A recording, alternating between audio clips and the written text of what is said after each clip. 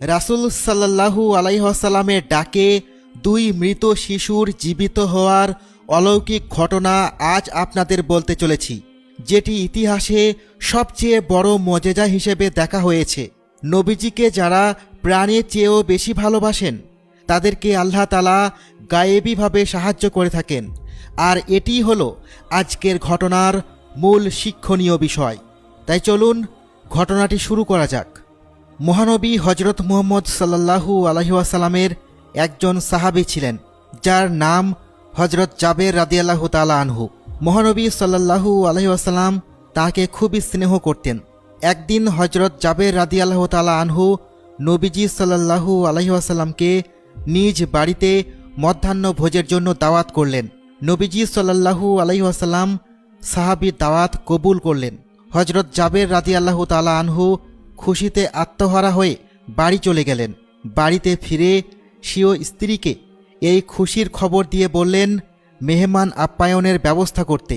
স্ত্রীও খুশি মনে কাজ শুরু করে দিলেন। হজরত জাবের রাদিয়াল্লাহু তাআলা আনহুর দুই পুত্র ছিল। তিনি বড় পুত্রকে নিয়ে খাসি জবাই দিয়ে কোনো একটা কাজে বাহিরে চলে গেলেন। সেই সময় ছোট পুত্র ঘুমিয়েছিল। সে ঘুম থেকে উঠে খাসিটিকে দেখতে না পেয়ে ভ্রাতাকে বলল, খাসিটি কোথায়? বড় ভাই তাকে বলল, খাসিটি জবেহ করা হয়েছে। তা শুনে ছোট ভাই জিজ্ঞাসা করল, কিভাবে খাসি জবাই করা হয়? সে তার ভাইয়ের কাছে বায়না করল খাসি জবাই দেখার জন্য। অগত্যা বড় ভাই তাকে সঙ্গে নিয়ে ঘরের পিছনে গিয়ে বলল, এখানে খাসি জবাই করা হয়েছে। যখন সে বর্ণনা করেও কিভাবে জবেহ করা হয় তা বোঝাতে পারল না, তখন ছোট ভাইকে বলল, তুমি এখানে শুয়ে পড়ো, আমি তোমাকে জবেহ করে দেখাই। এটি বোঝানোর জন্য মিছে মিছে জবাই করা দেখাতে গিয়ে বড় ভাই সত্যি সত্যি তার ছোট ভাইকে জবেহ করে ফেলল। ছোট ভাইয়ের গলা থেকে ফিনকি দিয়ে রক্ত বের হচ্ছে।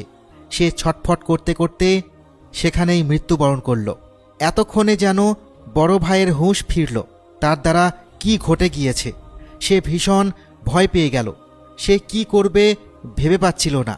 এরপর আত্মগোপনের জন্য সে একটি খেজুর গাছে উঠে বসল। সেখানেই বসে রইল।